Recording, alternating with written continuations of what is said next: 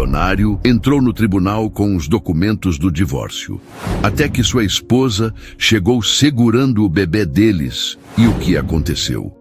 O ar do Fórum João Mendes Júnior, no coração pulsante de São Paulo, pesava com a umidade de uma tarde de setembro e o silêncio carregado de histórias desfeitas. Para Roberto Menezes, o magnata por trás dos arranha-céus mais imponentes da cidade, aquele ambiente era apenas mais uma formalidade desagradável, um obstáculo a ser superado com a mesma eficiência calculista com que ele aprovava projetos de centenas de milhões de reais.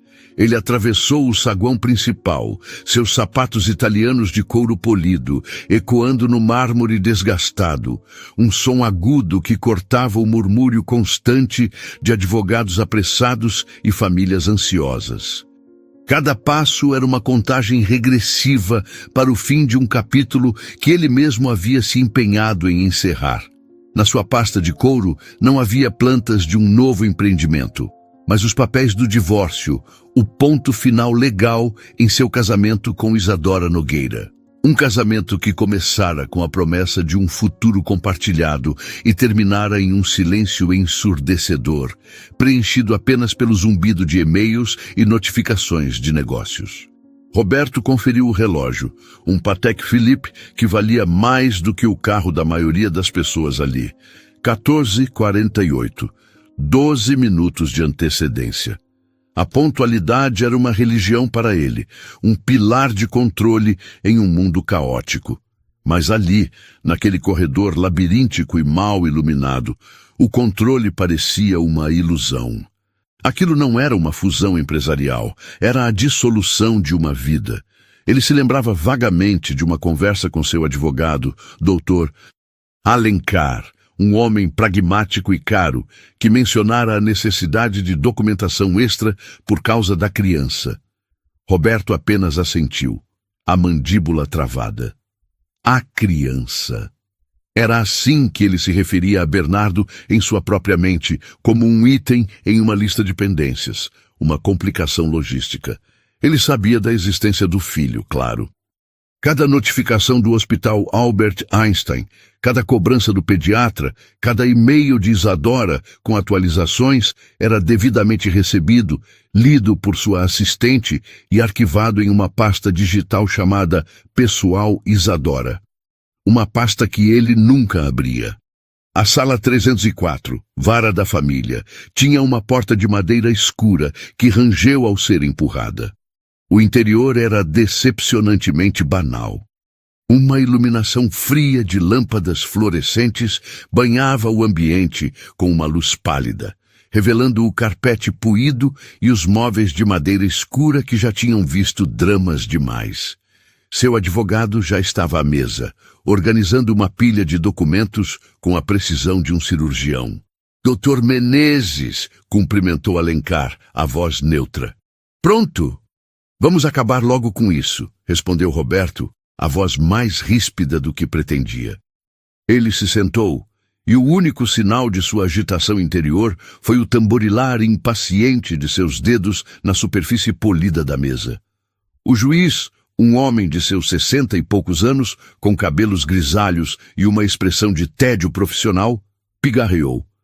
Processo número 789/2025, Menezes versus Nogueira, ação de dissolução de matrimônio.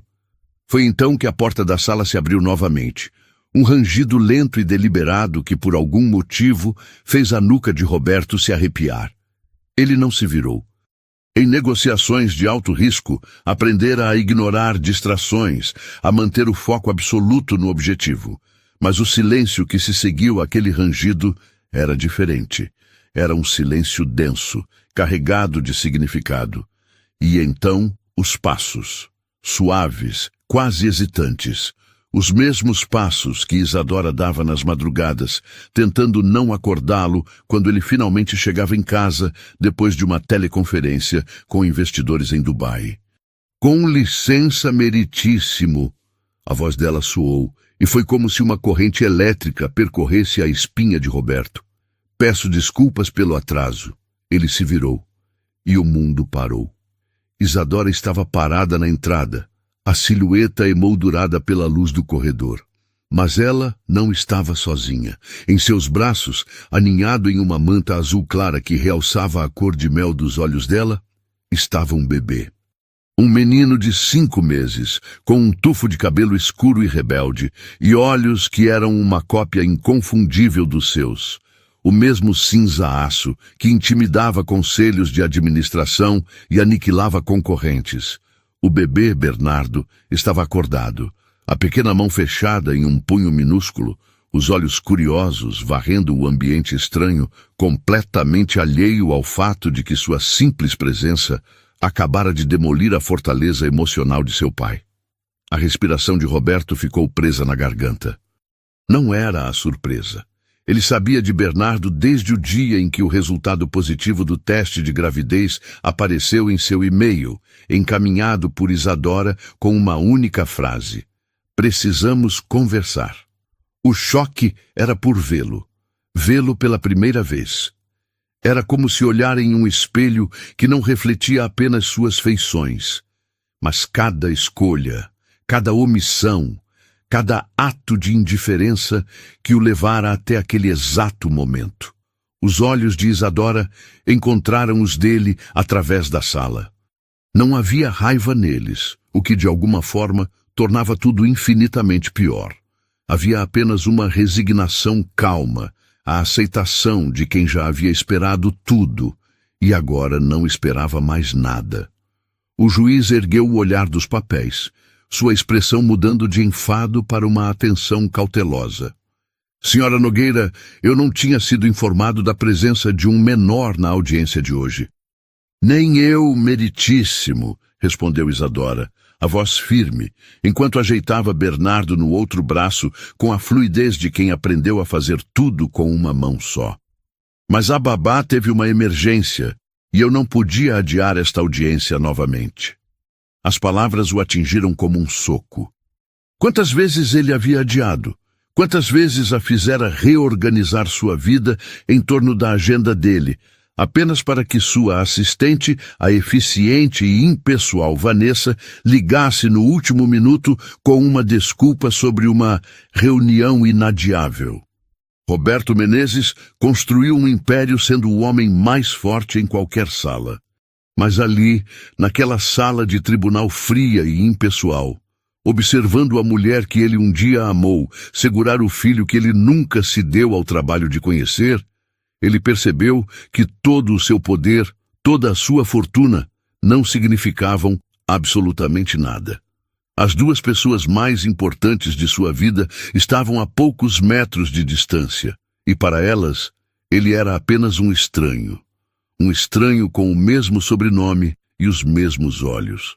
O silêncio na sala de audiências esticou-se como um fio de aço, tenso e prestes a arrebentar. O juiz, Dr. Matos, tirou os óculos de leitura e pousou-os sobre a pilha de processos. Ele observou a cena, o bilionário impecavelmente vestido, mas visivelmente abalado. A mulher de uma dignidade silenciosa, embalando um bebê que era a imagem em miniatura do homem, e o abismo de dor e tempo que os separava.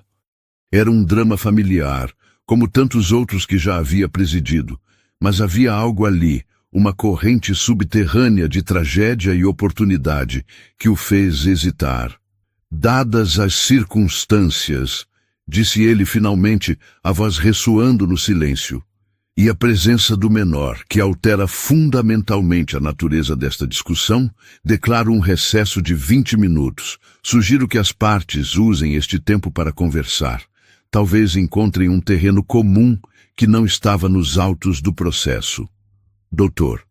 Alencar, o advogado de Roberto, inclinou-se imediatamente, sussurrando sobre pensão alimentícia, guarda e a complicação que a presença da criança trazia para a divisão de bens. Mas as palavras dele eram um ruído branco, um zumbido distante. O foco de Roberto estava inteiramente em Isadora, que sem sequer olhar para ele, já se dirigia para a porta. Ele se levantou de um ímpeto, a cadeira arrastando no chão com um som áspero que pareceu profanar a quietude do lugar. "Isadora." Ela parou, mas não se virou.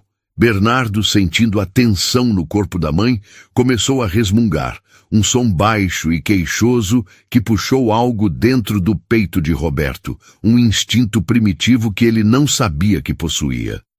Precisamos conversar, disse ele, a voz rouca falhando na tentativa de soar autoritária.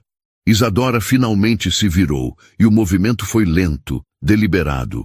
Ela ajeitou Bernardo no ombro, um gesto tão natural que falava de noites insones e de uma solidão profunda. Um sorriso amargo, quase imperceptível, tocou seus lábios. Agora você quer conversar, Roberto? Que timing interessante o seu. O corredor do fórum, com suas paredes beges e o cheiro de poeira e desinfetante, tornou-se o palco de uma batalha que não seria travada com palavras altas, mas com o peso esmagador do que não foi dito por meses. Outras pessoas passavam por eles, imersas em seus próprios dramas, mas para Roberto era como se estivessem sozinhos em um vácuo. Bernardo havia se acalmado, a cabecinha apoiada no ombro de Isadora, os dedos minúsculos enrolados na malha do suéter dela.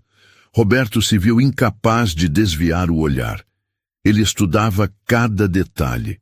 A curva perfeita da orelha, o jeito como o cabelo escuro formava um redemoinho no topo da cabeça, a seriedade da expressão que o fazia parecer um executivo em miniatura.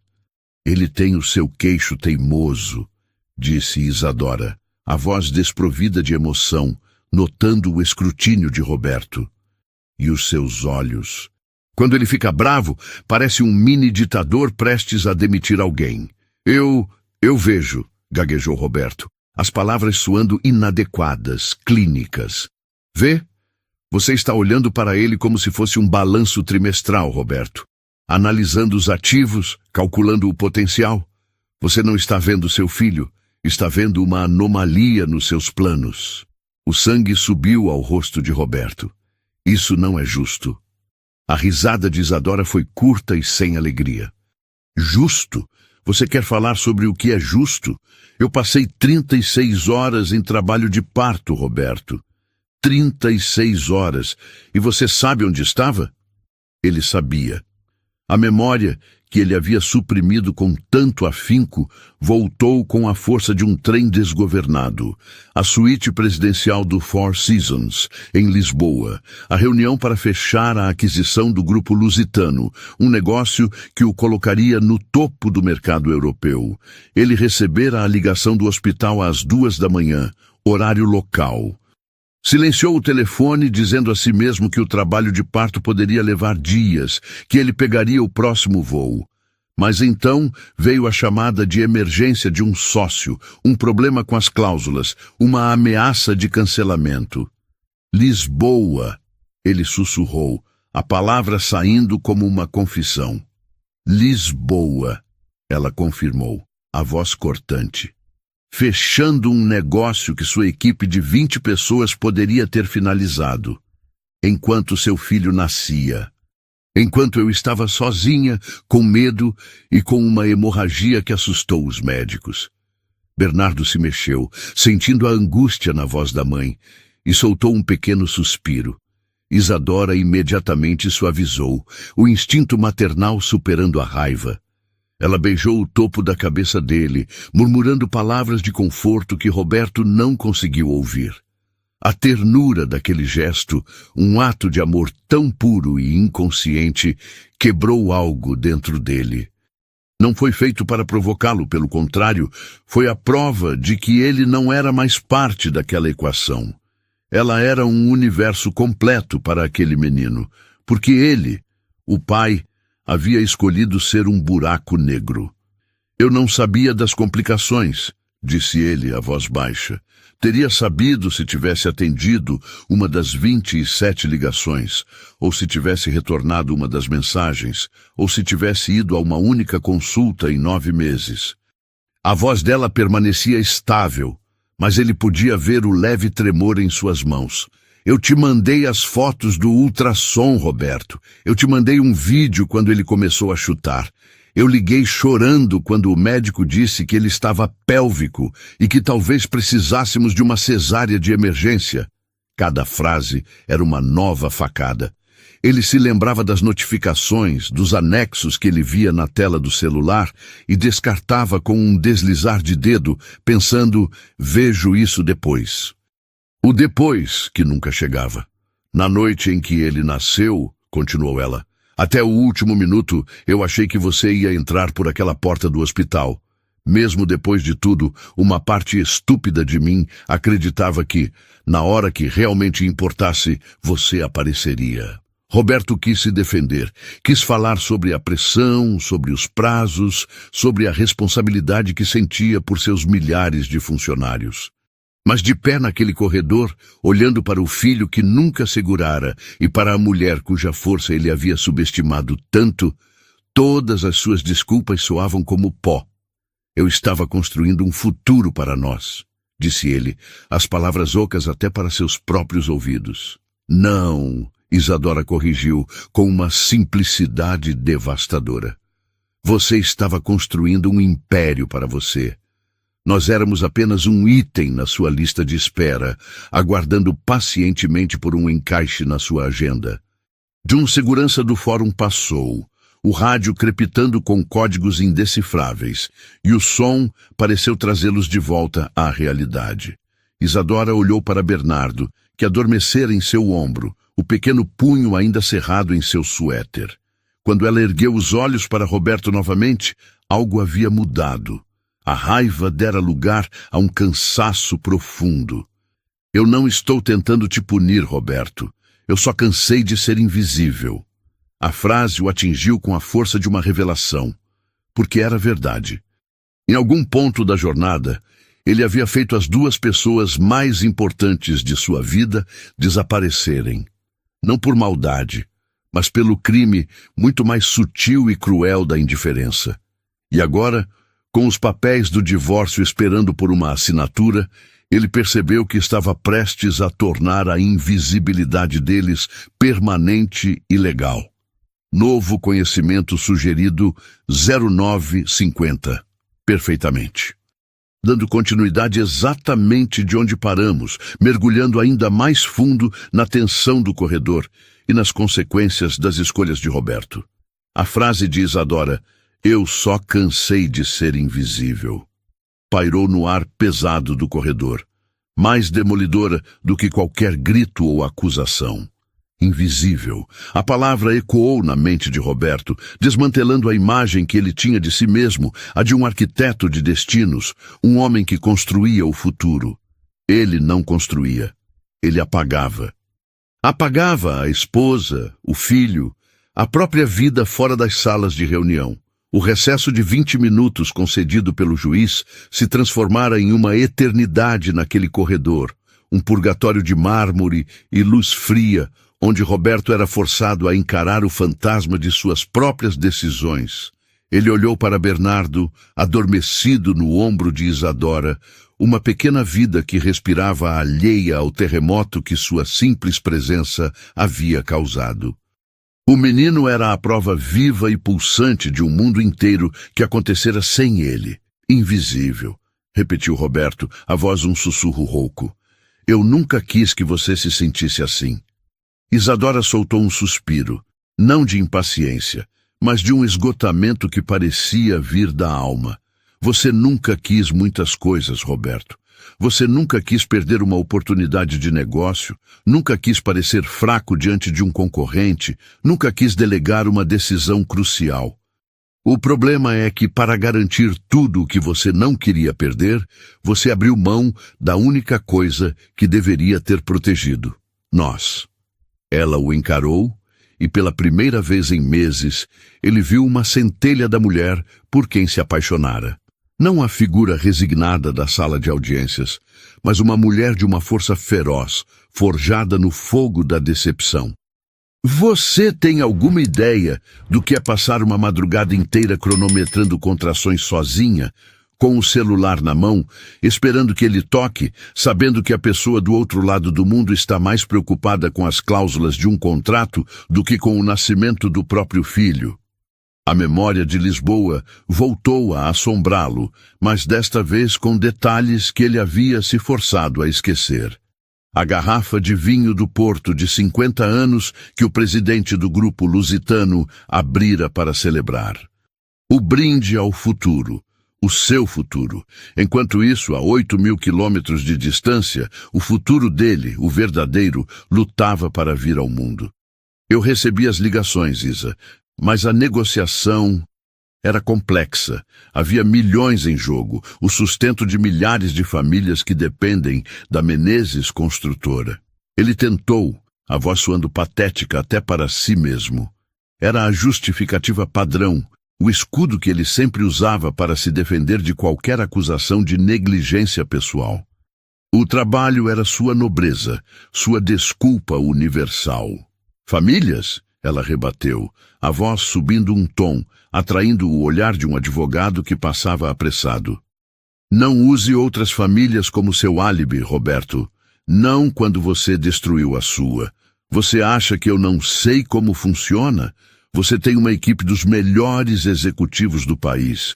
O Alencar, a Sofia, o Ricardo. Qualquer um deles poderia ter assumido. Mas você não confia em ninguém. Você precisava estar lá. Você precisava da vitória, do crédito, da foto no jornal de economia. Você precisava ser o herói do seu império, mesmo que isso significasse ser o vilão da sua própria história.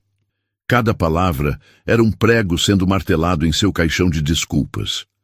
Ele queria argumentar, dizer que não era tão simples, que a pressão era imensa, mas a verdade no olhar dela o desarmava. Ela o conhecia melhor do que ninguém, inclusive melhor do que ele mesmo. E as consultas? Ela continuou, a voz agora tremendo de uma dor contida. Esqueça Lisboa por um segundo. E os meses antes, a primeira vez que ouvimos o coração dele bater, eu gravei o som e te mandei. Você respondeu com um emoji de polegar para cima. Um emoji, Roberto, para o som do coração do seu filho. A consulta em que descobrimos que era um menino, eu te liguei animada e você disse, ótimo, Isa, mas podemos falar depois? Estou prestes a entrar numa reunião importante. A reunião nunca acabava, não é? O mundo dos negócios nunca para, mas a gravidez tem um fim, a infância tem um fim, e você estava perdendo tudo. Ele se encolheu. Lembrava-se do emoji. Lembrava-se da ligação. Na época, pareceram interrupções triviais em dias repletos de decisões que valiam fortunas. Agora ele percebia que eram convites. Convites para um mundo muito mais valioso, que ele havia recusado repetidamente. Eu te mandei fotos da minha barriga crescendo, ela disse, a voz embargada. Eu queria que você fizesse parte, mesmo à distância. Eu queria que você visse a transformação, que sentisse que ele estava se tornando real. Você nunca comentou sobre nenhuma delas. Eu não sei se você sequer as abria. Ele as abria, por um segundo, antes de arquivá-las. Olhava para elas com uma mistura de pavor e distanciamento, como se estivesse vendo a vida de outra pessoa. Era mais fácil tratar tudo como um projeto futuro, algo para lidar quando tivesse tempo. Mas o tempo, ele agora entendia, não era um recurso que se acumulava, era um rio que passava, e ele estava parado na margem, assistindo a tudo ir embora. A pior noite, continuou Isadora, e sua voz baixou para um sussurro conspiratório, como se compartilhasse um segredo terrível. Foi cerca de um mês antes de ele nascer. Eu acordei com uma dor forte. Liguei para a doutora Helena e ela me disse para ir ao hospital que poderia ser um parto prematuro. Eu dirigi até lá sozinha, às 3 da manhã. Fiquei 5 horas em observação, sozinha, rezando para que não fosse nada, para que ele ficasse seguro. E onde você estava? Numa conferência em Dubai, dando uma palestra sobre visão de futuro e legado. Que legado, Roberto? Prédios de concreto e vidro? Eles não vão segurar sua mão quando você estiver velho. Eles não vão te chamar de pai. A imagem dela, sozinha na madrugada, dirigindo para o hospital, grávida e com medo, foi a que finalmente o quebrou. A armadura de racionalizações, de desculpas sobre trabalho e responsabilidade, trincou e se desfez em pó. Ele não era um capitão da indústria, era um covarde, um homem que fugia da intimidade, do compromisso real, da vulnerabilidade que a paternidade exigia, escondendo-se atrás da fachada impenetrável de homem de negócios. Ele começou, mas não havia nada a ser dito. Me desculpe soaria como um insulto, uma palavra pequena demais para um erro tão gigantesco. Ele olhou para o rosto de Isadora, para as linhas de cansaço ao redor de seus olhos que não estavam lá um ano antes. Olhou para Bernardo, que se mexeu no sono, fazendo um pequeno som com os lábios. Aquele menino era um milagre que ele tratara como um inconveniente. Você transformou nossa família em um rodapé na sua agenda corporativa, Roberto, disse ela, verbalizando o pensamento que acabara de se formar na mente dele. Um item a ser checado, adiado, delegado à sua assistente. E eu cansei de lutar por um espaço na sua vida. Então eu parei. Eu foquei em criar um espaço seguro para ele. Um mundo onde ele não precisaria competir com uma planilha de Excel pelo amor do pai. O segurança do fórum se aproximou deles com cautela. Senhores, o recesso está quase no fim. O juiz solicita seu retorno à sala de audiências. A realidade voltou como um soco no estômago. A sala, o divórcio, a assinatura final. Ele estava a minutos de formalizar sua ausência, de transformar sua falha como marido e pai em um documento legal. Ele olhou para Isadora, para o filho em seus braços, e um pânico diferente de qualquer crise empresarial tomou conta dele. Não era o medo de perder dinheiro ou poder, era o medo aterrorizante e absoluto de perder tudo o que realmente importava. De olhar para trás, dali a 20 anos, e ver apenas o contorno vazio do homem que ele poderia ter sido, do pai que ele nunca se tornou. Ele não podia deixar que aquela assinatura fosse o ponto final. Tinha que ser uma vírgula, uma pausa, uma chance, por menor que fosse, de tentar reescrever o próximo parágrafo.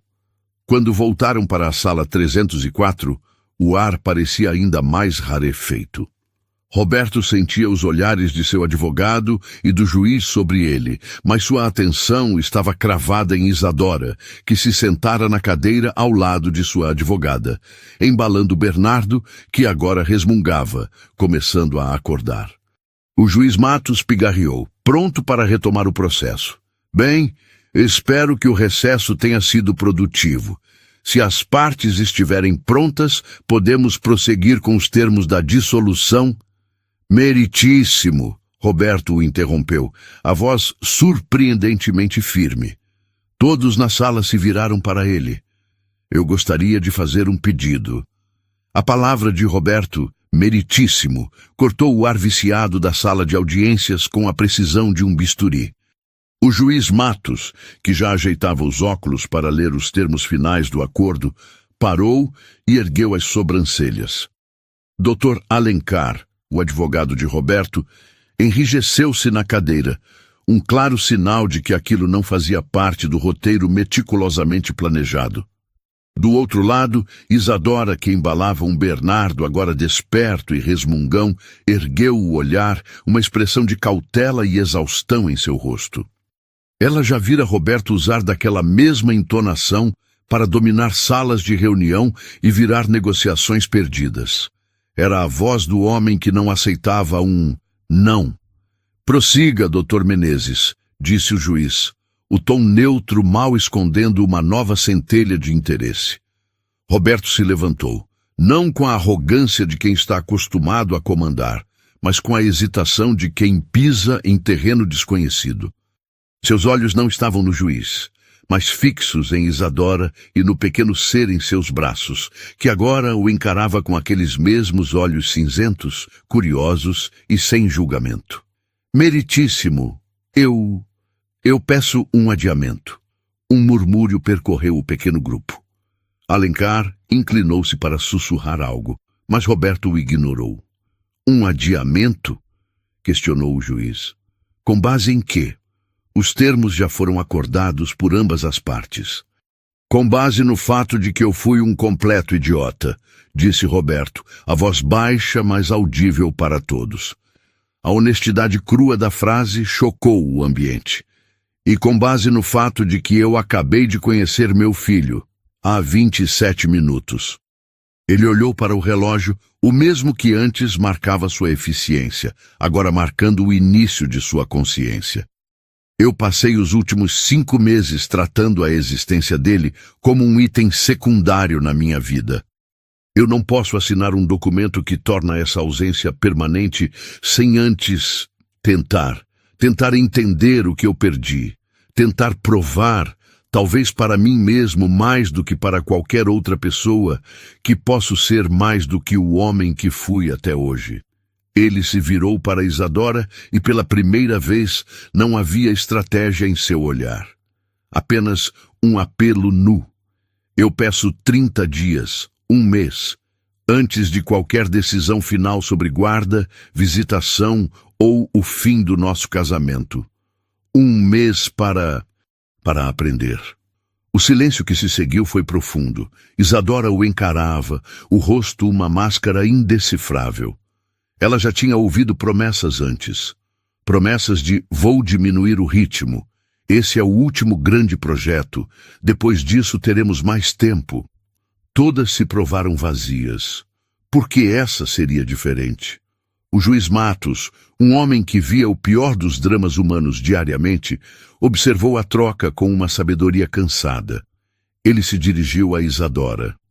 Senhora Nogueira, a decisão de aceitar este pedido é sua. O processo pode seguir como planejado, se assim desejar. O peso do mundo pareceu recair sobre os ombros de Isadora. Ela olhou para Bernardo, que, indiferente à tensão, esticou uma mãozinha em direção a Roberto, um gesto instintivo, talvez apenas um reflexo, mas que naquele momento pareceu carregar um significado imenso. Ela suspirou, um som que continha meses de solidão e uma fagulha de esperança que ela odiava sentir. 30 dias, ela disse, a voz pouco mais que um sussurro, mas firme. Mas que fique claro, Roberto, isto não é um jogo, não é uma negociação, não haverá prorrogação. São 30 dias para você aparecer, de verdade. Se em algum momento eu sentir que isso é apenas mais uma de suas estratégias para vencer, eu ligo para minha advogada e acabamos com isso no mesmo instante. Entendido, disse Roberto, sentindo um alívio tão avassalador que suas pernas fraquejaram. Ele não havia vencido. Ele apenas ganhara uma chance de não perder tudo para sempre. No dia seguinte, Roberto não foi para o arranha-céu da Menezes Construtora na Faria Lima.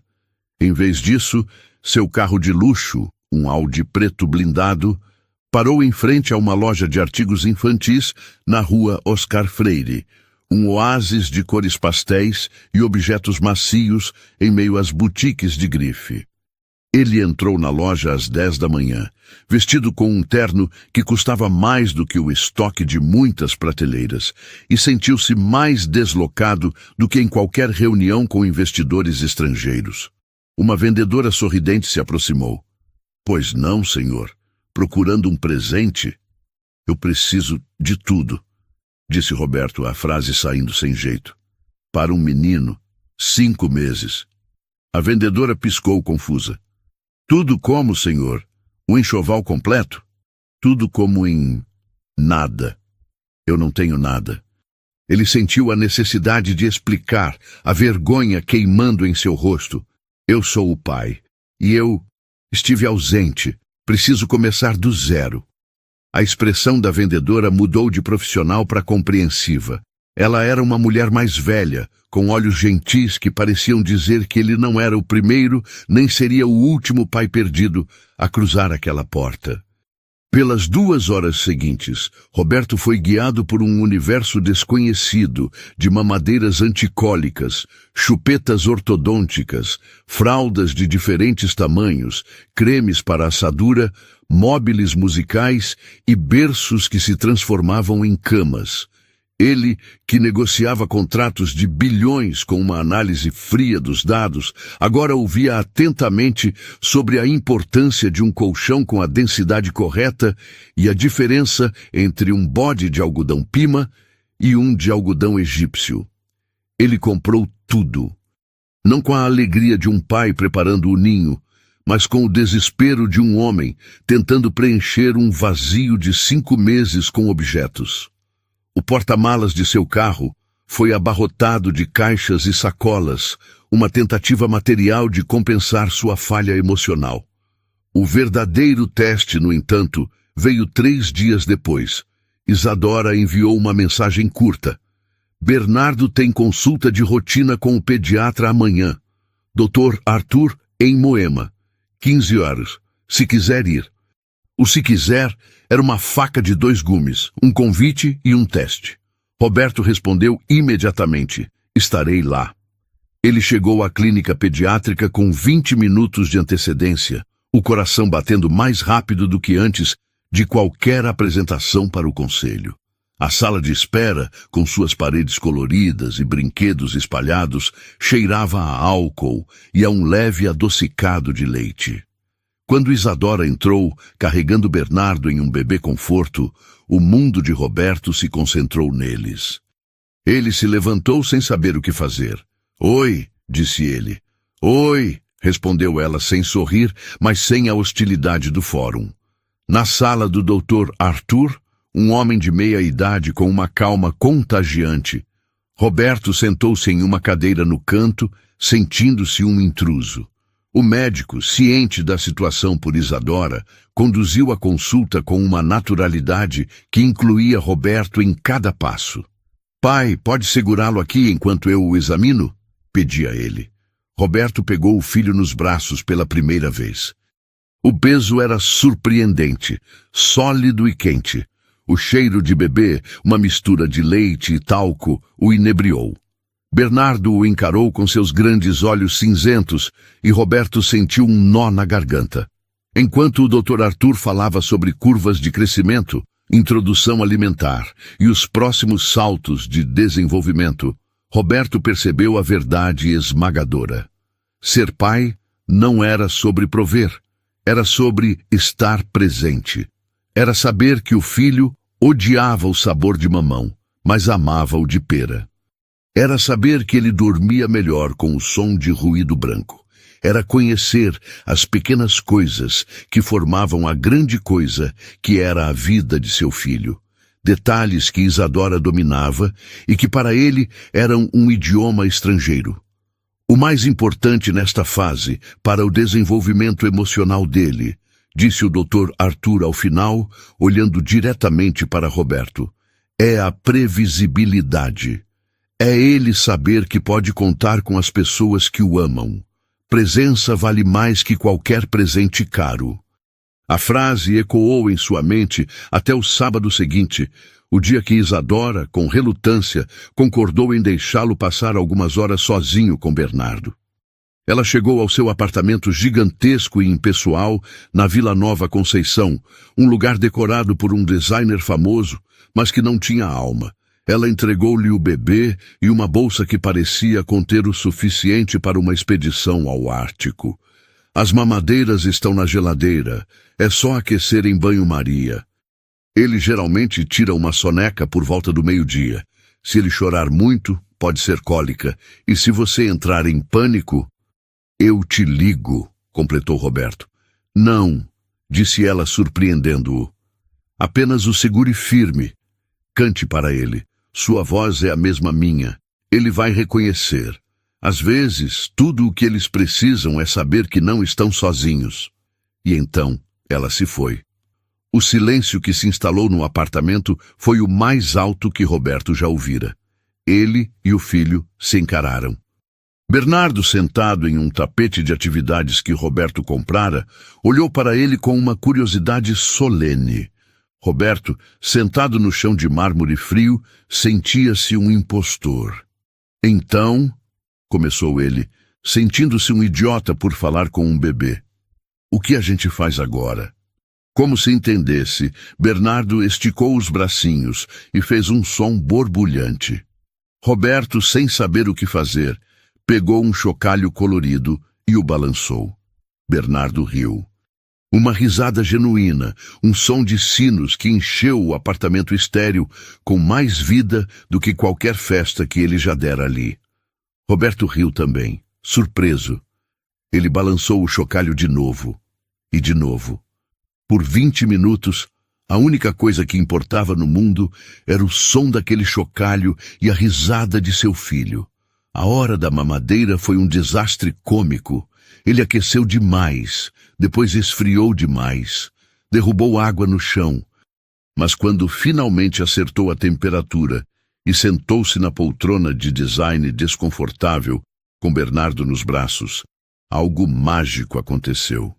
O bebê segurou a mamadeira com suas mãozinhas e sugou com vontade, os olhos fixos nos de Roberto.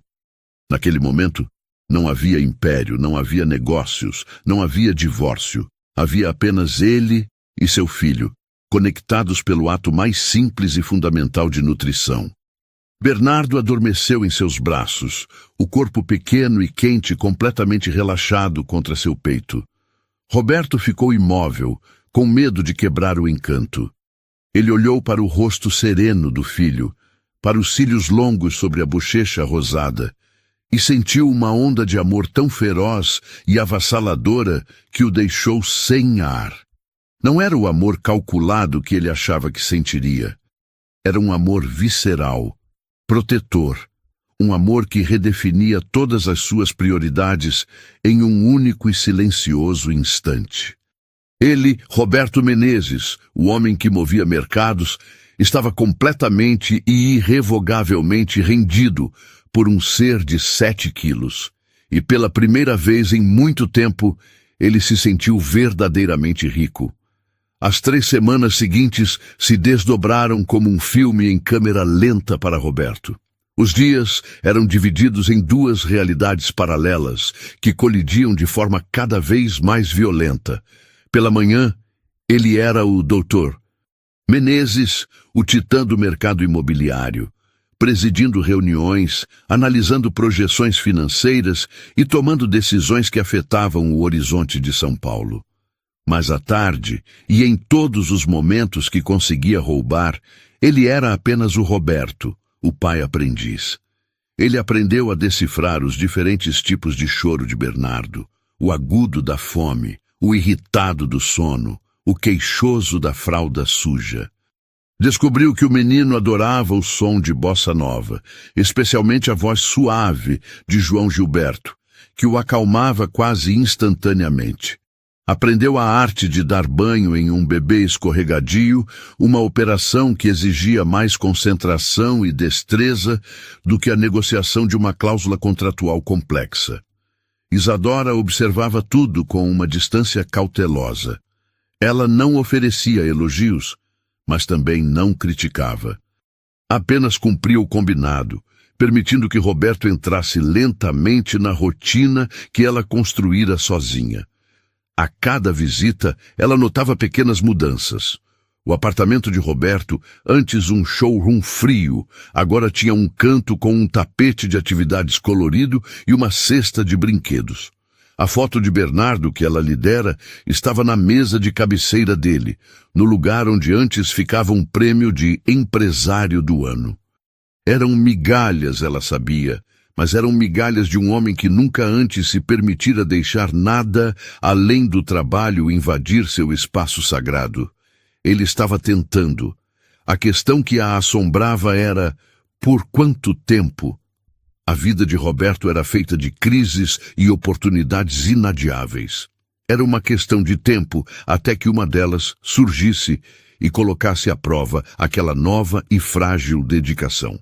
A prova chegou em uma terça-feira chuvosa, na forma de uma ligação de Nova York. Era Mark O'Donnell, o CEO de um dos maiores fundos de investimento do mundo, um homem que Roberto vinha cortejando há quase um ano para um projeto monumental, um complexo multiuso que redesenharia uma área inteira da zona sul de São Paulo, um negócio avaliado em mais de US$ 1 bilhão. Roberto, meu amigo! A voz de O'Donnell soou expansiva através do viva-voz do carro. Roberto estava a caminho do apartamento de Isadora para buscar Bernardo para o dia deles. Tenho boas notícias. O conselho deu luz verde. Eles estão animados, mas querem te ver. Querem ouvir a paixão pelo projeto da boca do cavalo, como dizemos por aqui. Reunião final na quinta-feira, em nosso escritório em Manhattan. Se fecharmos, assinamos na sexta. O jato do fundo está à sua disposição. O velho Roberto teria sentido uma onda de adrenalina pura. Teria dito, estarei aí, antes mesmo de O'Donnell terminar a frase. Teria ligado para sua assistente, mandado preparar as malas, cancelar todos os outros compromissos. A vitória estava ao seu alcance, a maior de sua carreira. Mas o novo Roberto, o homem que passara a tarde anterior no chão, fazendo caretas para arrancar uma gargalhada de seu filho, sentiu algo diferente. Um aperto no estômago. Quinta-feira. Era o dia dele com Bernardo. Eles tinham planos. Planos que para o resto do mundo eram insignificantes. Ir ao Aquário de São Paulo. Isadora havia comentado que Bernardo ficava hipnotizado pelas cores e movimentos dos peixes em um vídeo. Roberto queria ver os olhos do filho brilharem diante de um tanque de verdade. Mark, isso é fantástico, disse Roberto, a voz cuidadosamente neutra, enquanto a paisagem cinzenta da Marginal Pinheiros passava pela janela. Mas quinta-feira é impossível para mim. Houve um silêncio do outro lado da linha, tão profundo que Roberto pôde ouvir o zumbido do ar-condicionado de seu carro. Impossível?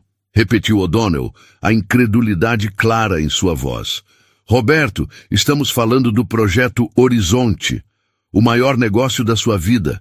O que poderia ser mais importante? O que poderia ser mais importante? A pergunta ecoou na mente de Roberto. 1 ano atrás, a resposta seria nada. 6 semanas atrás, a resposta seria nada. Mas agora a imagem que veio à sua mente não foi a de um contrato assinado ou de um aperto de mão vitorioso. Foi a imagem de Bernardo, com seus 5 meses de vida, descobrindo o mundo. Foi a promessa silenciosa que ele fizera a si mesmo de não perder mais nenhum desses momentos de descoberta. Eu tenho um compromisso inadiável na quinta-feira, Mark, disse Roberto, a decisão se solidificando em sua voz. Um compromisso pessoal. Pessoal? Cancele, disse O'Donnell, com a naturalidade de um homem que acreditava que tudo tinha um preço ou podia ser remarcado. Roberto, o conselho só estará reunido na quinta. É agora ou talvez nunca. Eles podem esfriar, procurar outros parceiros. A ameaça velada pairou no ar. O velho Roberto teria cedido, teria racionalizado que poderia compensar Bernardo depois, que aquele negócio garantiria o futuro do filho por gerações. Mas ele estava começando a entender que o futuro que Bernardo precisava não era financeiro. Era um futuro com um pai que cumpria suas promessas, mesmo as pequenas. Especialmente as pequenas. Então talvez seja nunca, Mark, disse Roberto, e as palavras o surpreenderam tanto quanto devem ter surpreendido O'Donnell. Eu posso enviar meu diretor de operações, o Ricardo. Ele conhece o projeto tão bem quanto eu e é um negociador brilhante. Eu participarei por videoconferência para a apresentação inicial, mas não posso estar aí pessoalmente. Minha palavra final é essa. Ele estava arriscando tudo. A reputação, o negócio, a credibilidade. Estava quebrando a regra número 1 de seu próprio manual de sucesso. Nunca, jamais, mostre a um oponente que algo é mais importante para você do que fechar o acordo. A despedida de O'Donnell foi fria e abrupta. Roberto desligou o telefone com as mãos trêmulas. Ele não se sentia vitorioso, sentia-se aterrorizado, mas por baixo do terror havia uma corrente subterrânea de algo novo. Integridade.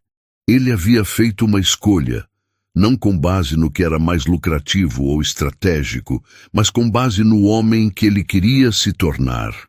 Quando ele contou a Isadora, naquela mesma tarde, enquanto observavam Bernardo fascinado por um tanque de peixes palhaço no aquário, ele esperava ceticismo. Esperava vamos ver se você não muda de ideia.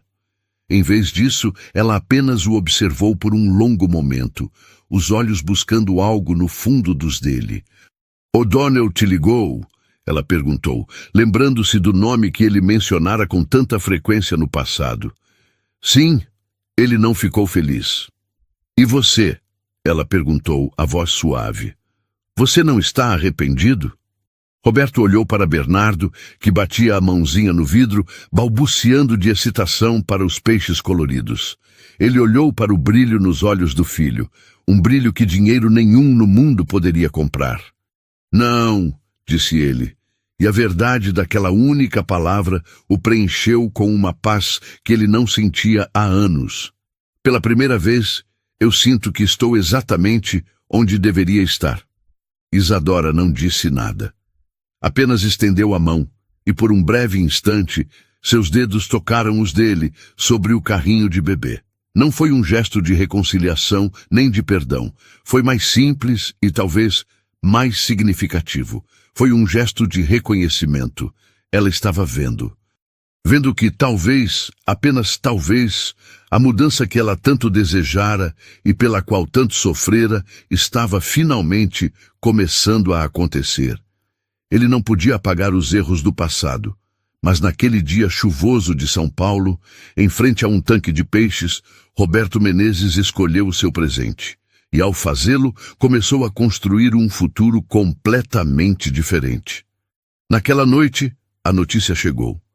Ricardo, seu diretor, ligou de Nova York. A reunião havia sido tensa. O conselho de O'Donnell estava desapontado com a ausência de Roberto. Eles adiaram a decisão. O negócio estava no limbo, em risco. O velho Roberto teria entrado em pânico, teria se culpado. Mas o novo Roberto apenas agradeceu a Ricardo pelo esforço e disse: "Fizemos o nosso melhor. Agora vamos para casa." Ele desligou o telefone e foi até o quarto de hóspedes, onde montara o berço de Bernardo. Olhou para o filho dormindo, o peito subindo e descendo em um ritmo tranquilo, e soube, com uma certeza que transcendia qualquer balanço financeiro, que não importava o que acontecesse em Nova York. Ele já havia fechado o negócio mais importante de sua vida. A notícia do quase colapso do acordo com o fundo de O'Donnell se espalhou pelos corredores da Menezes Construtora como um incêndio. A ausência de Roberto na reunião crucial em Nova York era o único assunto nos cafés e nas conversas de corredor.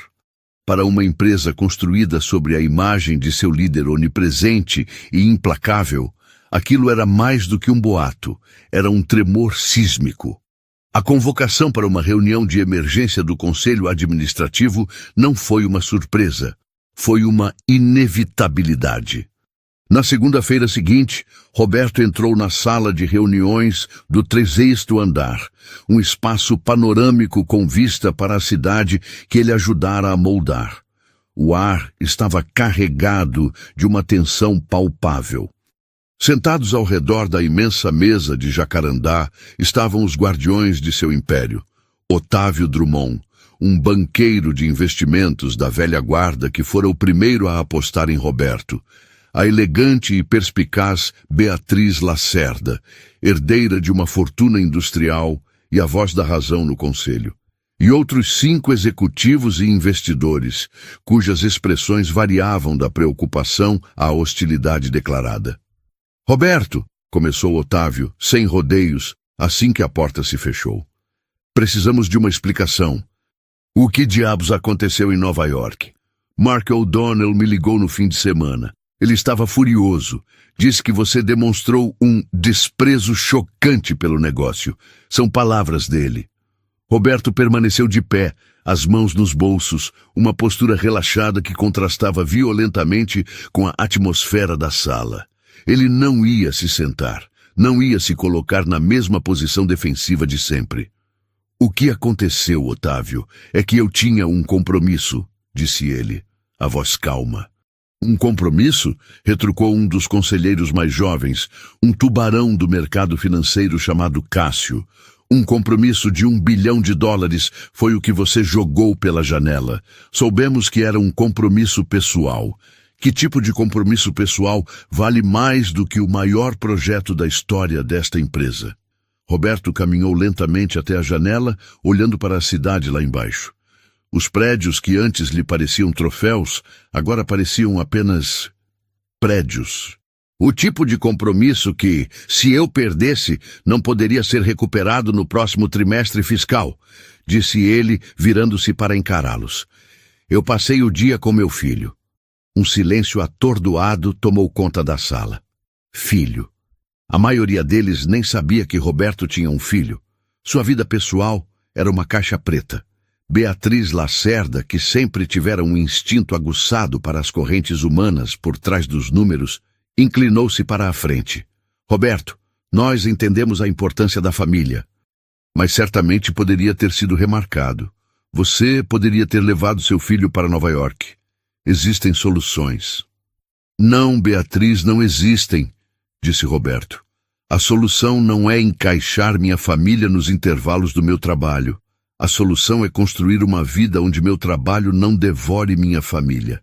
E é por isso que eu convoquei esta reunião. Não apenas para explicar Nova York, mas para propor uma mudança fundamental na forma como esta empresa e eu operamos. Ele pegou um tablet da mesa e projetou um documento na grande tela na parede. O título era simples e chocante. Menezes Construtora 2.0. Um novo paradigma de liderança. O que se seguia era uma heresia para o mundo corporativo que eles habitavam. Roberto propunha uma reestruturação completa de seu próprio papel. Ele estava delegando a autoridade final sobre todas as negociações abaixo de R$500 milhões para um comitê liderado por Ricardo, seu COO. Estava cortando suas viagens internacionais em 80%. Limitando-as a situações absolutamente críticas e insubstituíveis. Estava instituindo uma política de desconexão digital para toda a empresa, proibindo e-mails e chamadas de trabalho após as 20 horas e nos fins de semana, exceto em emergências genuínas. E o mais chocante de tudo, estava propondo um programa de investimento em qualidade de vida, incluindo licença paternidade estendida, creche subsidiada no prédio da empresa e horários de trabalho flexíveis. Isso é um suicídio corporativo, disse Cássio, levantando-se. Você está propondo que a gente tire o pé do acelerador enquanto nossos concorrentes estão com o motor no máximo. Flexibilidade, desconexão. Isso é para startups do Vale do Silício, não para uma construtora que lida com concreto e política. Você enlouqueceu? Pelo contrário, Cássio, eu nunca estive tão são, respondeu Roberto, impassível. Por 15 anos, eu construí esta empresa com base no meu sacrifício pessoal.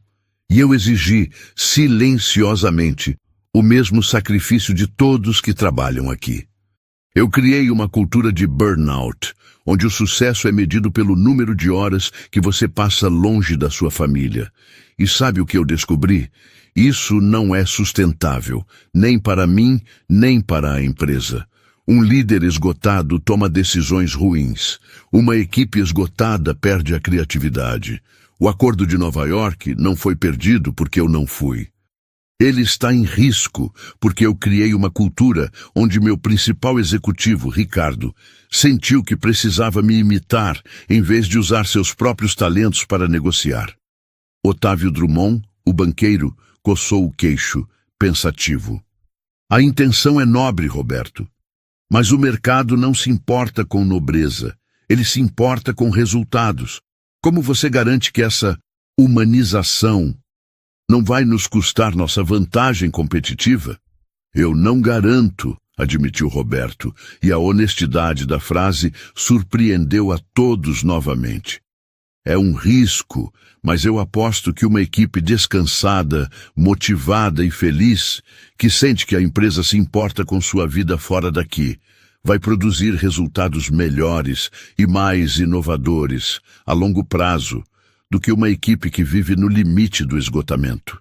Eu estou apostando nas pessoas, Otávio, não apenas nos números. Ele fez uma pausa e seu olhar varreu cada rosto na sala. E eu estou fazendo isso com ou sem o meu título. Esta é a direção que vou tomar na minha vida.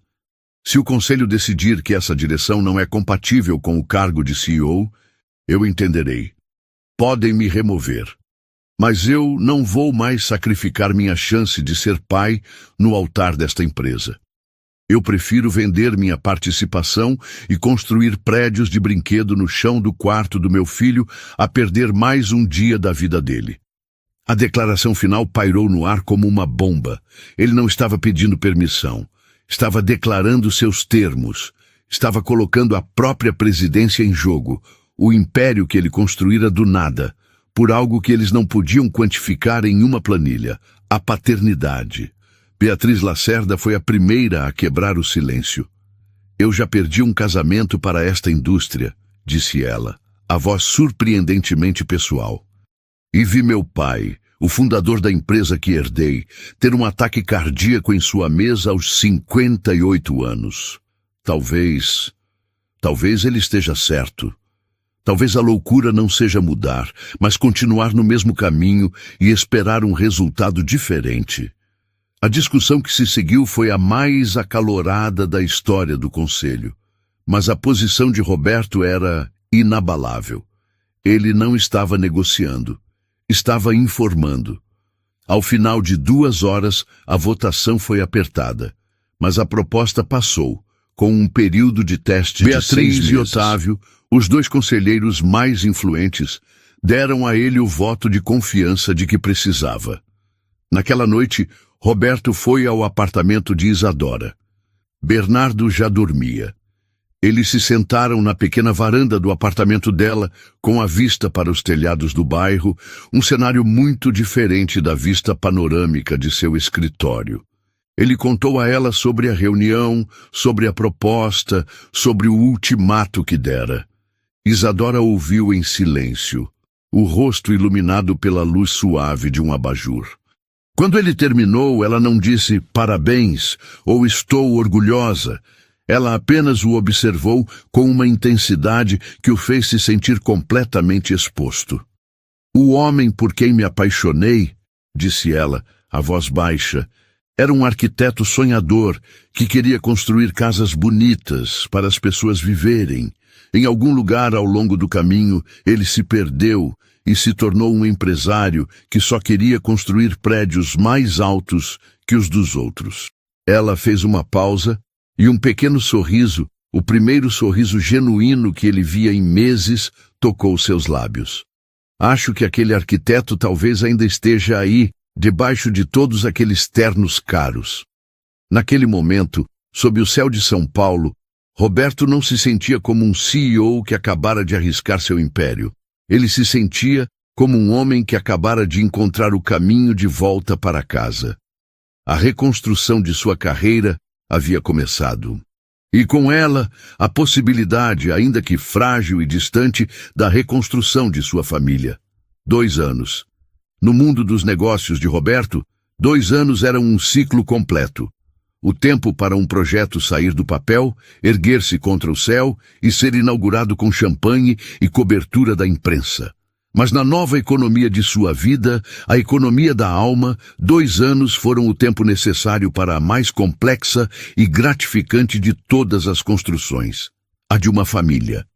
A cena agora não era um fórum tenso ou uma sala de reuniões fria, mas a grama verde e convidativa do Parque Ibirapuera em uma manhã de domingo. O sol de São Paulo se derramava por entre as árvores, pintando o chão com manchas de luz. Roberto, agora com quase 40 anos, mas com um olhar mais leve do que tinha aos 30, Corria desajeitadamente, as mangas da camisa de linho dobradas, tentando interceptar uma bola de futebol chutada, com mais entusiasmo do que mira por Bernardo. Aos 2 anos e meio, Bernardo era um dínamo de energia, uma mistura perfeita da determinação do pai e da risada fácil da mãe. "Pega, papai, pega!" gritava ele, a voz infantil ecoando pelo parque, antes de tropeçar nos próprios pés e aterrissar suavemente na grama, explodindo em uma gargalhada contagiante. Roberto se jogou ao lado dele, ofegante, rindo também. O cheiro da grama, o calor do sol, o som da risada de seu filho. Essa era a sua nova definição de um negócio bem-sucedido. De um banco próximo, sob a sombra de um flamboyant, Isadora observava a cena. Ela não estava mais lendo manuais de paternidade, mas um romance de Laia Luft, algo que ela não fazia há anos. Um sorriso sereno adornava seu rosto. Ela e Roberto não haviam voltado a se casar. O papel do divórcio ainda existia em alguma gaveta, um lembrete de quão perto eles chegaram de um fim absoluto. Mas eles haviam feito algo talvez mais difícil do que casar. Eles escolheram dia após dia reconstruir. A Revolução Menezes, como a imprensa de negócios apelidou a virada de Roberto, havia funcionado. A produtividade da construtora aumentou, a rotatividade de funcionários caiu drasticamente e a empresa se tornou um ímã para os melhores talentos do mercado, atraídos pela promessa de um ambiente de trabalho que respeitava a vida. O acordo com O'Donnell, em Nova York, acabou sendo fechado 6 meses depois, em termos ainda mais favoráveis, pois a postura de Roberto, em vez de ser vista como fraqueza, foi interpretada como uma força inabalável. Ele se tornara uma espécie de guru corporativo, convidado para palestras sobre liderança humanizada, convites que ele quase sempre recusava. Sua prioridade era outra. "Pausa para hidratação, time!" chamou Isadora, abrindo uma pequena bolsa térmica e tirando uma garrafa de água de coco para Bernardo e uma de água para Roberto. Enquanto Bernardo bebia sua água de coco, sentado no colo de Roberto, ele apontou para o céu. "Pai, o prédio que você fez?" Ele apontava para um dos arranha-céus da Menezes Construtora que se destacava no horizonte de São Paulo. Roberto seguiu o dedo do filho. Anos atrás, ele teria inflado o peito de orgulho. Teria dito, "Sim, filho, o papai construiu aquilo", mas sua perspectiva havia mudado. "É, filho, o papai ajudou a construir, mas sabe qual é a minha construção favorita?" Bernardo o olhou com curiosidade. "Qual?" "Essa aqui", disse Roberto, fazendo cócegas na barriga do filho, que se contorceu em uma gargalhada deliciosa. "Essa nossa bagunça aqui na grama. Isso vale mais que todos os prédios do mundo." Eles não moravam mais em apartamentos separados.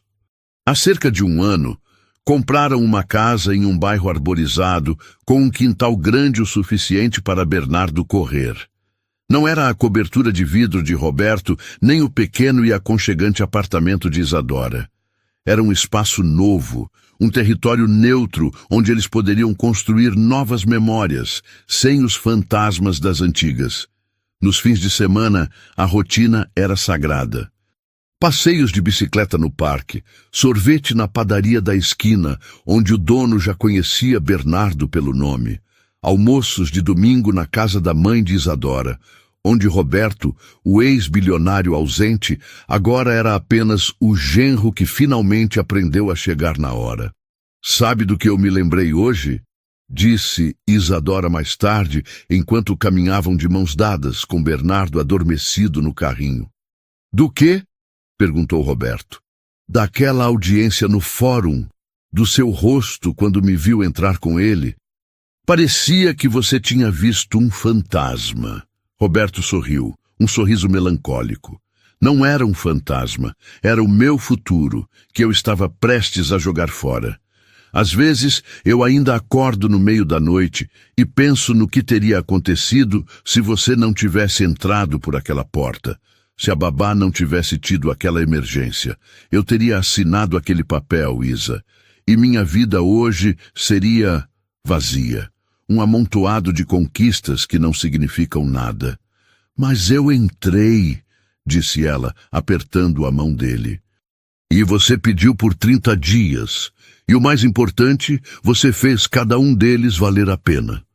O perdão não veio com um grande gesto, mas foi tecido no dia a dia. Nas noites em que Roberto se levantava para cuidar de Bernardo quando ele tinha febre. Nas manhãs em que ele preparava o café para que Isadora pudesse dormir um pouco mais. Na forma como ele agora ouvia, não apenas com os ouvidos, mas com o coração. Ele aprendera que o amor não era um sentimento passivo, mas um verbo ativo. Uma escolha diária. Naquela noite, depois de colocar Bernardo na cama, lendo pela 10ª vez a história de um dragão que só queria fazer amigos, Roberto e Isadora sentaram-se na varanda de sua nova casa. O silêncio entre eles era confortável, preenchido pelo som dos grilos e pelo brilho distante da cidade. "O que você está pensando?" perguntou ela, uma pergunta que se tornara um ritual entre eles. Roberto olhou para o céu estrelado. "Eu estava pensando sobre riqueza. Passei a vida inteira medindo a riqueza em zeros, na minha conta bancária, no valor das minhas ações, na altura dos meus prédios. Eu era um bilionário que vivia na miséria emocional." Ele se virou para ela, os olhos brilhando com uma sinceridade que ainda a desarmava. "Hoje eu entendo. A verdadeira fortuna não é o que você acumula. É o que você se recusa a perder. São os momentos. O primeiro passo do seu filho. A risada dele quando você faz uma careta. O som da respiração dele dormindo no quarto ao lado. O toque da mão da mulher que você ama na sua. Esses momentos, eles são a única moeda que realmente importa no fim." De dentro da casa veio um som baixo. Bernardo, em seu sono, murmurou uma palavra clara. "Papai." Roberto fechou os olhos, saboreando o som. Não era o aplauso de um conselho ou o fechar de um negócio. Era o som de um universo inteiro dizendo que ele pertencia àquele lugar. Roberto Menezes, o homem que quase perdeu tudo, havia finalmente entendido. Ele não precisava construir arranha-céus para tocar o céu. Ele só precisava se ajoelhar no chão para brincar com seu filho. E nesse gesto simples, ele encontrou uma riqueza muito além de qualquer medida. Obrigado por assistir. Se você gostou da história, inscreva-se em nosso canal, deixe seu like e comente o que achou. Seus comentários e apoio são muito importantes para nós. Fique ligado para mais histórias emocionantes.